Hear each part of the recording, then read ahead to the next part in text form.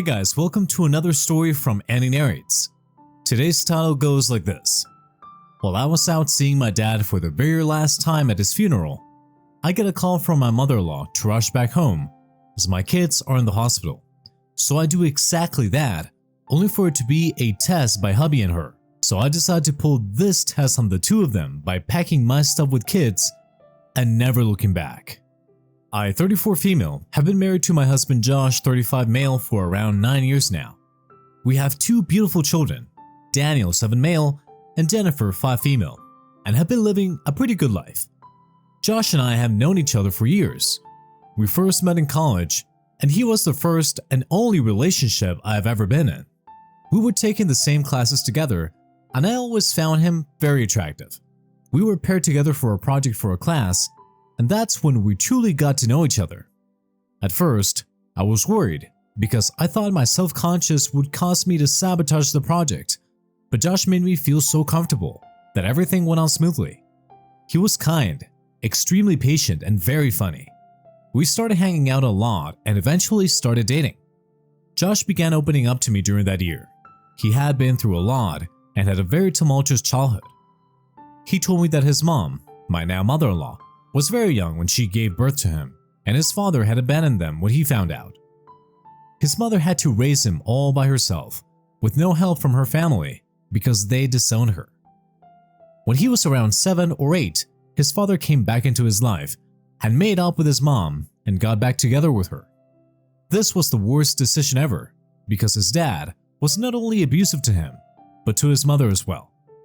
He initially made all sorts of promises, saying that he would improve their lives, but instead spent all their money, lost his job, and put them in debt. He would physically abuse his mom if she ever complained, and it was terrible to Josh. He punished him and yelled at him almost every day for about 5 years until he died from a drug overdose. After that, it was just him and his mom who had to gather up the pieces and start over. Josh had to start working since he was 14 to help out with the bills, and sometimes they would only have one meal a day. He said that his mother went into a depression and started dating a string of terrible men who would treat them miserably. When he was 16, she ran away with her boyfriend, leaving him all alone, just with a letter explaining that her boyfriend had a new business idea that could get them rich and that she would come back for him when she got the money. He had never seen her since, and there was not even a hint of the money that they were supposed to get. He told me that, ever since then, he had been living with his aunt. I was shocked hearing all this because, if you looked at Josh, he always seemed so happy and funny. You'd never think that he'd been through so much and in so much pain because he did such a good job of hiding it. My heart broke every time he opened up to me, and I did my best to comfort him. Honestly, my respect for him grew tremendously because he was working 2 jobs in addition to college. I wanted to help him out as much as I could. I knew that there was no way that I could change his past. I was going to try my hardest to make his future better. We were in love, and it was a crazy feeling. He made me feel safe, appreciated, and most importantly, I was able to be myself around him. We shared everything with each other, and he was one of the few people I trusted. After about a year of dating, I finally introduced him to my dad. Getting my dad's approval was of paramount importance to me because my dad's word meant the world to me. I knew that he was a good judge of character and that he always made the right decisions. I knew that if my dad liked Josh, it would be the biggest green light for our relationship to move forward. Okay, so a little bit about my father. He was the oldest of 5 children, and his family had immigrated here when he was 10. They had nothing to their name, and as the eldest son, he had to take on the responsibility of looking after the whole family. He learned English and tried teaching his younger siblings. They couldn't afford a formal education, so he would go around learning things from everybody. As he grew up to support his family, he began doing all sorts of odd jobs, from polishing shoes to painting houses and mowing lawns. This made him a jack of all trades, and by the time he was 20, he started his own mechanic shop where he employed all his siblings. He was truly such a hard-working man, and his dedication continued even after he began earning a good amount of money. He got married to my mother when they were 25, and within a year, she was pregnant with me. Unfortunately, she passed away due to complications during childbirth, leaving my dad to raise me all by himself. He was a brilliant father, and I couldn't have asked for anyone better. Even though he was shattered by the loss of my mother, and I was definitely a handful, he made sure to never make me feel like a burden. He used to work long days at the shop, but made sure that he always got back in time to have dinner with me. He'd come to all my dances and recitals, always sitting right at the front with his video camera recording everything. He made sure to tuck me in every night and wake me up every morning, no matter how tired he was. I loved him more than anyone. I had never known my mother, but my dad always reminded me of how much I looked like her and told me that I always had to be kind and selfless because those were the virtues that she valued the most. I could see why she felt for my dad. He was the kindest and most selfless person I knew. He was the type of guy who would give away his umbrella to a stranger, even if it meant he got drenched. He was truly my superhero and raised me all by himself. So yes, his approval of Josh meant the world to me. My father immediately took a liking to Josh. When Josh opened up and told him about his childhood, my dad cried. From that moment onwards, he kind of adopted Josh as one of his own. He would call him and check up on him and always invite him to our home for Christmas and Thanksgiving. He even lent Josh money multiple times without ever expecting it back, saying that it was his blessing. He said that he admired how hardworking Josh was and how he still managed to stay a good person even after all the blows life had given him. When Josh proposed to me after almost 5 years of dating, he took my father's blessings and we were married within the year. My dad paid for the whole wedding. He didn't let me or Josh pay for a single thing. He said that he was happy that I found a wonderful man like Josh who would support me and treat me right. He said that he had always been worried that I wouldn't find a man who would truly love me, but now that I had Josh, he could die in peace. After getting married, Josh and I were both working in marketing and earning pretty well. My dad managed to get us an apartment and helped us out initially while we got settled. It was amazing. I loved being married. It finally felt like we were actual adults. We were doing well with our jobs, and with my dad's help, Josh managed to pay off his student loans. He even managed to renovate his aunt's house as a thank you for taking him in when his mother left. We were blessed with our son Daniel around 2 years into our marriage, who we named after my dad. 2 years later, we had our baby girl Jennifer. Everything was going great. Josh and I had both gotten promoted. We had moved to a bigger apartment, and we were even planning on going on a family trip with my dad. Everything changed when my mother-in-law entered my life. Josh hadn't heard from his mom in over a decade, no calls or even letters. When Jennifer was around 4 months old, we got a surprise visit from his mother Dina, 55 female. We were all taken aback to see her, especially Josh. She said that she was stupid for abandoning him when he was a teen and begged for forgiveness. Her boyfriend manipulated her by making all sorts of fake promises to her about starting a new business and getting rich.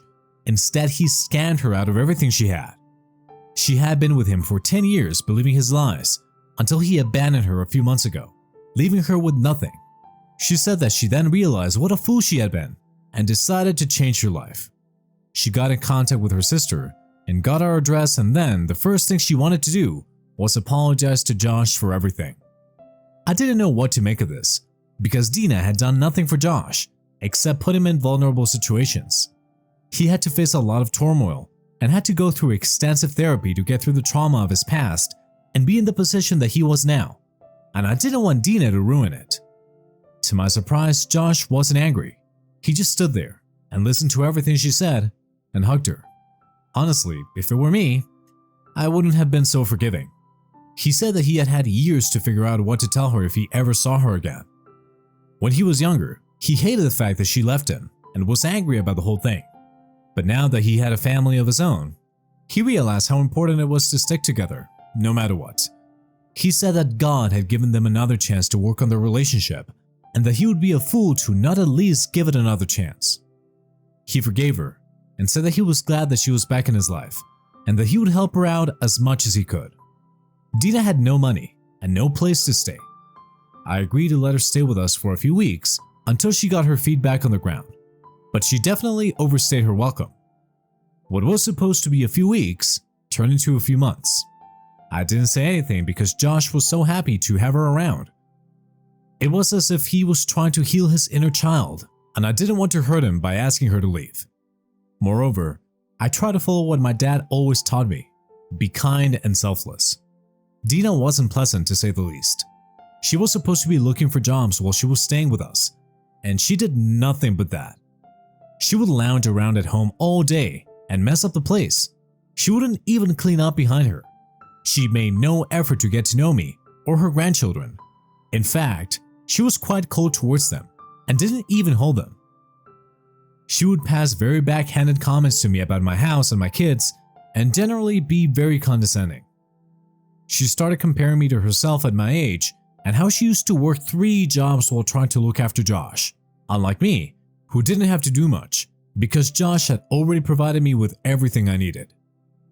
She said that he was so sweet for quote-unquote allowing me to work because in that way, I would feel as though I was doing something with my life. I couldn't believe that this woman had the audacity to live in my house and pass all these insane comments right to my face when I had been nothing but pleasant to her. Obviously, she never passed these snide comments in front of Josh. She would go back to being sickly sweet whenever he was around. Once again, I kept quiet because in my head, I assumed that this was all temporary and that she was going to move out soon, and this would all end. Moreover, Josh's happiness mattered to me the most, and if he was happy having his mother back in his life, I was no one to stop that. After about a year of living with us, Dina still hadn't managed to get a job. She always kept saying that she was trying to find one, but never got selected. I tried to get her interviews, but she would always make up an excuse not to go. It was as if she didn't really want a job and was content staying at home. I didn't mind her staying at home if she at least volunteered to help around the house or look after the kids while we were at work. She did nothing, none of the chores, didn't even offer to cook, and as for the kids, we had to send them to daycare despite her being at home all day. She didn't even bother to pick them up in the evenings. Josh began giving her money every week for her expenses, and she didn't contribute anything to the house. Didn't even buy groceries even once. I know that I might sound like I had too many expectations, but she was overall a very poor house guest and not at all grateful for what we were doing for her. She was freeloading off of our kindness. It confused me why Josh wasn't seeing just how much his mother was taking advantage of him. It had been almost 2.5 years since she had moved in quote-unquote temporarily and was still showing no signs of moving out. I finally couldn't take it anymore after she made some rude comments about how I should have quote-unquote lost my pregnancy weight by now and spoke to Josh privately.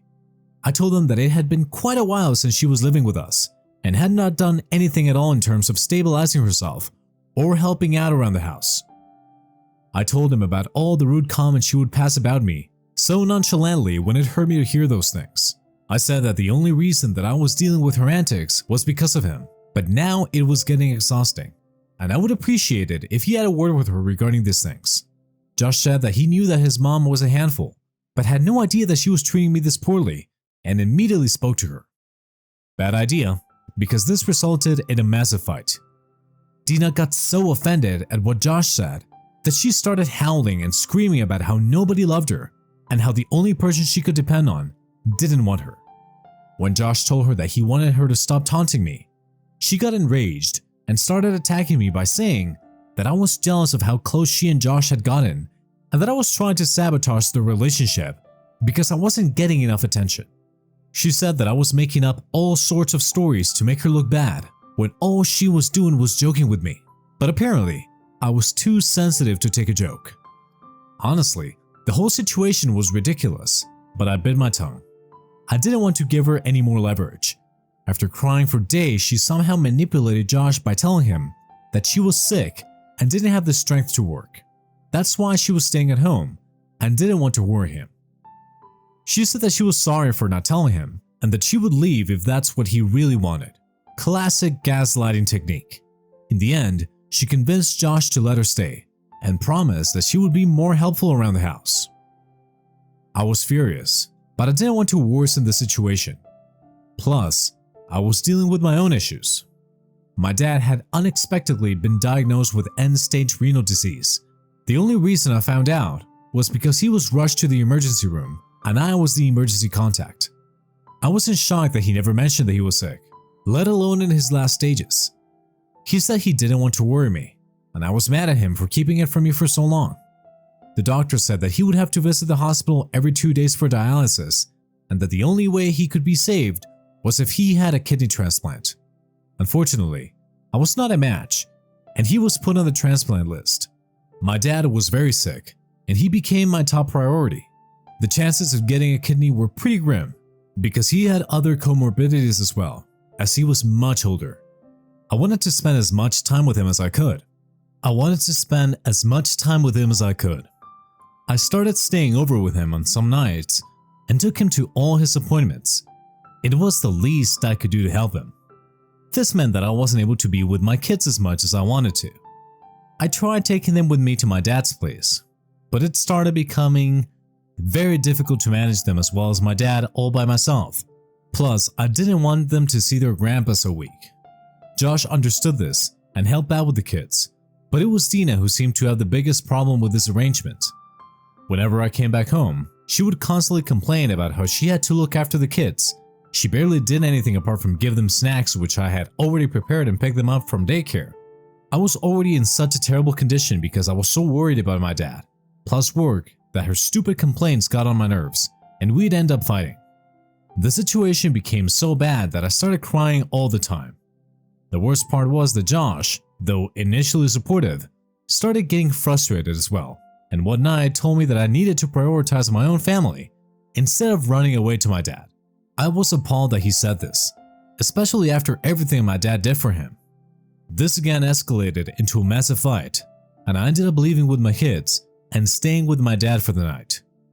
This kept happening for over 6 months. I was wearing myself out between the hospital visits and the kids, and work, and Josh, who had always been my biggest support, had become a completely different person. He would get angry every time we went to see dad, and honestly, I didn't have the strength to fight with him anymore. I was getting very tired. I finally decided that it was best if I got a full-time nurse to help out my dad. After a lot of research, I chose the best candidate, Dylan. He had years of experience, especially with kidney patients. I still went and visited my dad and took him to all his appointments, and Dylan was a great help. Since Josh had completely blocked me out, I relied on Dylan, and he became my friend. I vented to him about the situation at home and how stressful everything was, and I was just so grateful to have someone listen to me. All of this was expensive, and I was running out of money. When I asked Josh if we could use up some of our savings, he denied it, saying that my dad was a quote-unquote lost cause. I got so mad. I wanted to tear my hair out. He was being so ungrateful. Josh did not like Dylan. He was very cold and even poked fun at him by saying that being a nurse was not a real man's job. I didn't know what happened to him, but Josh had changed so much. He was almost like a stranger. A few more months passed by, and my dad's condition worsened. I was with him as he took his last breath and told him that I was going to be okay and that he could leave in peace. He passed away exactly a month ago. It feels like a little piece of myself died with him. I didn't know how to process my grief and just cried for days until I had to pull myself together and plan for the funeral. It was an awful day, but I made sure that my dad got a good funeral. I got everything ready, and even though I was an emotional wreck on the inside, I knew that this was the last time that I was going to be seeing my dad, and I didn't want him to ever see me crying. I put on a brave front only for him. Josh couldn't make it to the funeral because he was caught up at work, and I didn't want the kids there because they were too young, so I left them at the daycare. Right in the middle of me giving the eulogy, I got a bunch of phone calls from Josh and my mother-in-law. Suddenly, one of my aunts ran up to me and said that Josh had called and said that the kids had met with a terrible accident and that they were being rushed to the hospital. I nearly collapsed. This was quite literally the worst day of my life. My mind wasn't processing anything, and even though I didn't want to leave my dad, I had to know if my kids were okay. In a haze, my cousin drove me to the hospital. The whole time, I was numb with fear. Both Josh and Dina's numbers were unreachable, and I had no idea how serious the situation was. Somehow, as we reached the parking lot, I was shocked to see Josh and Dina standing there, looking completely normal.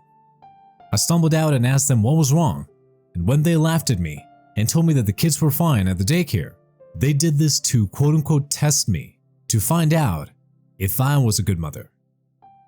This time I actually did collapse, and Josh looked apologetic, but still stood by his mom. Dina said that this was a test to prove her loyalty to her quote-unquote real family, because I had been neglecting them for a whole year. She said that she felt like I was exaggerating my dad's condition to be worse than it is, so that I could stay out of the house and spend more time with my boy toy, Dylan. She felt that I was cheating on Josh with Dylan, and she finally convinced Josh that something was fishy and made him see the truth. I couldn't believe what I was hearing. She continued saying that I was a pathetic wife and an even worse mother, and they wanted to see just how much I cared for my kids. So they planned this whole thing out to see who I loved more. I was too angry and too shocked to speak. I didn't even want to look at them. I told them that I wanted them to leave me alone and never contact me again. When Josh saw how upset I was, he tried to talk to me, but I made my cousin hold him back and prevent them from following me. I rushed to the daycare, picked up my kids, and then drove back to the funeral to make sure that my dad got the farewell he deserved. At that point, I was such a mess. I decided to tackle one thing at a time. After the burial, I went straight home, packed up all our stuff, and went to my dad's house, which was now technically mine. I immediately blocked Josh and Dina and got in touch with my lawyers. I didn't want to be with Josh anymore. I don't know what kind of spell his mother cast on him for him to change so drastically, but I had been feeling the cracks in our marriage these past few months, and what he did today had broken it. Josh came by, apologizing for everything, but I didn't let him in. He stood outside yelling at me to open the door for hours, saying that he wanted to talk, and left only when I said that I would call the police. Within 2 days, my lawyers drew up the divorce papers, and the next day, I planned to give them a taste of their own medicine. I drove to our apartment when I was sure nobody was home and placed the divorce papers on the living room table. Then I left a letter in which I explained just how hurt I was by everything Josh did and how I could never get back together with him. Next, I activated the smoke alarms and the house security system and left. If there is a breach in security, Josh and Dina get an alert on their phones. As expected, as soon as they got the alert, they rushed home to see that there were no actual intruders or harm and that it was all a setup. Then they saw the divorce papers. So yeah, call me petty for doing it this way, but it felt good. Currently, I'm still in my dad's house with the kids. I am a mess. This fiasco hadn't let me grieve properly, and everything is beginning to hit me now. I'm exhausted, and I need advice. Am I the a-hole for acting this way? Hey guys, I just wanted to take a minute to thank you all for your kind messages. It's been a month since my last post, and I'm doing okay, or at least as okay as I can be, considering the situation. I didn't have much time to grieve my father because of everything else that was happening, so for the last couple of weeks, I've just been trying to give myself the space to heal, cry, and remember how amazing he was. I miss him every day, but I'm happy that he isn't here to see how my life has just fallen apart. I'm still in my dad's house with the kids. I haven't gone back to the apartment since I served the divorce papers. Honestly, I don't know what to do. This past month, I've tried not to think about the divorce and just how betrayed I feel. Instead, I've been focusing on managing my dad's accounts and will, and all the other legal proceedings. I haven't had the time to sit down and weigh out my options. I haven't really spoken to Josh much, only about the kids, that's about it. I feel so conflicted, and sometimes I just feel like giving in and getting back with Josh because that would make things so much easier. I miss him so much, and I want him to comfort me, but every time I think about how much I want him with me, I can't help but remember just how terrible he has treated me these past few months. I can't believe it. Josh knew that I was under so much stress because of my dad and did nothing to help me when I needed him the most. In fact, because of his mother, he started reprimanding me for not having my priorities right and guilt-shaming me for not being with my kids as much, all because I was with my dying father. And then he dared to accuse me of cheating on him. That too with my father's nurse. I mean, it's just so ridiculous. What hurts the most is that my dad loved Josh like a son. He helped him pay off his student loans and even gave him tuition money. He was always there for him, but when I needed money for his treatment, Josh didn't let me use it. After everything my dad did for him, I can't believe Josh didn't give me the money himself. He didn't even visit Dad once when he was on his deathbed. The more I think about it, the angrier I get. I know a lot of you think that Dina manipulated him, and I'm sure that's the case. But Josh is a grown man. I've known him for 15 years now, and he knows me better than to trust the word of his mother, who literally abandoned him. He is capable of making his own decisions, and I do blame him and detest him for it. The times I do speak to him, the only thing he does is apologize, but I don't think we can salvage this. As for Dina, she hasn't contacted me even once. Anyway, I have a lot of thinking to do, but I'll keep you updated. I have decided to go ahead with the divorce. I thought very long and hard about it and concluded that I could not be in a relationship with a man who didn't trust me. I love Josh, but not the man that he is today. I don't know when the kind, sweet, and supportive Josh got replaced with this insecure and jealous person who can so easily be swayed by his mother instead of trusting me. I spoke to him for hours yesterday. I had a moment of weakness and I called him up. He told me that he should have trusted me from the beginning and helped me out instead of blaming me, but his mother had convinced him that I was doing something fishy.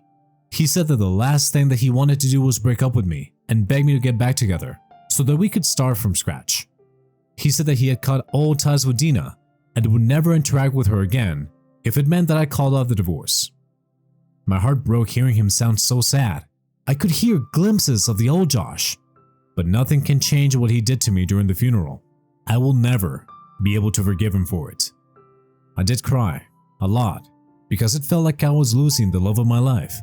But he and his mother, who still hasn't bothered to even acknowledge her mistakes, have given me too much pain. I love Josh, but I don't like him anymore. That's the only way I can put it. We have our first hearing tomorrow, so yeah, it's officially happening. Maybe one day we could be friends again, but for now, everything hurts. Hey, sorry for such a long wait, but divorce is not an easy matter, and it takes a lot of time. Anyway, just wanted to pop in and say that it's done. I'm divorced, and Josh and I have 50-50 custody of the kids. The past year has been one of the worst years of my life, and I'm glad that it's coming to an end. Josh and I are trying to be civil, because we don't want to let this affect the kids too much, but it is hard. I never thought that I would experience anything like this, but I guess this is life. I do feel much better, but some days everything just hits me, and I feel like I'm going to collapse. My kids are my rays of sunshine, and just being with them cheers me up. We were supposed to go on vacation with my dad this month. I think I might go alone, to clear my mind. I think I need it, and I know that in some way, he'll still be with me. Dina and I haven't spoken, which is good, because I don't even want to look at her. The last I heard was that she had moved out of town. That was it for today's story. Thank you very much for listening. Smash that like button for me, and subscribe for more stories. Thanks again, we'll be seeing you in the next one.